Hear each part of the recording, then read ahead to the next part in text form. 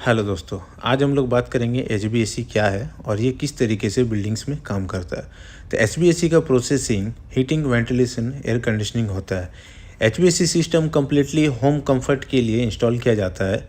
ये ज़्यादातर building, hospital, mall, घरों, इंडस्ट्रीज़ में heat and cool indoor air quality को प्रोवाइड करने के लिए लगाया जाता है। तो जैसे कि हम लोग एचवीएसी के बारे में जानते ही हैं, हीटिंग, वेंटिलेशन, एयर कंडीशनिंग। तो हीटिंग एंड वेंटिलेशन और एयर कंडीशनिंग में अलग अलग यूनिट इंस्टॉल होता है। तो आज हम लोग इस वीडियो में देखेंगे कि प्रोसेसिंग में कौन कौन सा यूनिट लगता है और यूनिट का क्या काम होता है। ठीक है, तो इस वीडियो में आप पूरा बने रहें ताकि आपको पता चल सके कि हीटिंग, वेंटिलेशन और एयर कंडीशनिंग में कौन कौन सा मशीन लगता है।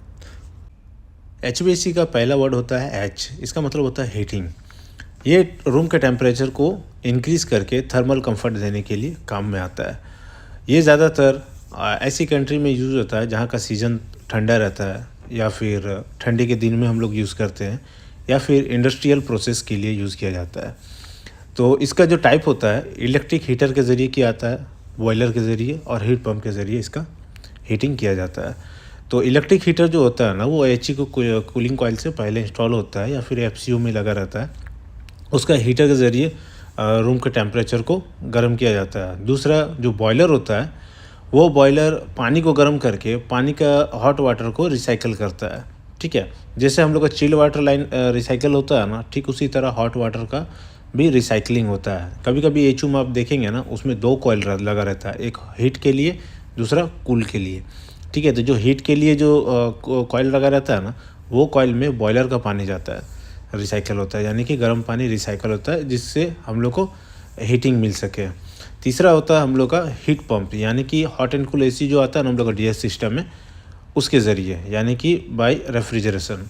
तो हीटिंग प्रोसेस जो होता है वो बाय इलेक्ट्रिकल हीटर के ज़रिए या बाय बॉयलर के ज़रिए या फिर डीएस सिस्टम के ज़रिए किया जाता है, कंफर्ट, थर्मल कंफर्ट के लिए। एचवीएसी का दूसरा वर्ड आता है वी का मतलब होता है वेंटिलेशन। वेंटिलेशन प्रोसेस जो होता है ना, वो एयर का रिप्लेसमेंट या फिर एक्सचेंज करके इंडोर एयर क्वालिटी को हाई बनाने के लिए प्रोवाइड किया जाता है। इसका इस्तेमाल ह्यूमिडिटी को कम करने के लिए, स्मोक हीट को हटाने के लिए और कार्बन डाइऑक्साइड और ऑक्सीजन लेवल को मेंटेन रखने के लिए किया जाता है। ये दो टाइप का होता है, नेचुरली भी और मैकेनिकली भी।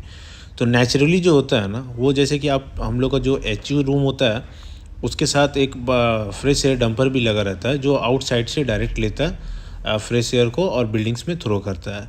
ये हो गया नेचुरली। दूसरा मैकेनिकली जो होता है ना, इसके लिए FAHU यूज़ किया जाता है, यानी कि फ्रेश एयर हैंडलिंग यूनिट। ठीक है, इसका काम होता है, इसमें दो यूनिट लगा रहता है एक साथ, एग्जॉस्ट एंड सप्लाई। तो एग्जॉस्ट का काम क्या होता है, ये किचन, टॉयलेट का जो बैड स्मेल होता है या हीट होता है, उसको बाहर निकाल के फेंकना। और सप्लाई का काम होता है बाहर से फ्रेश एयर को लेकर के पूरे बिल्डिंग्स में पहुँचा। तो वेंटिलेशन प्रोसेस जो है kitchen, toilet and parking area में ज़्यादातर यूज़ किया जाता है।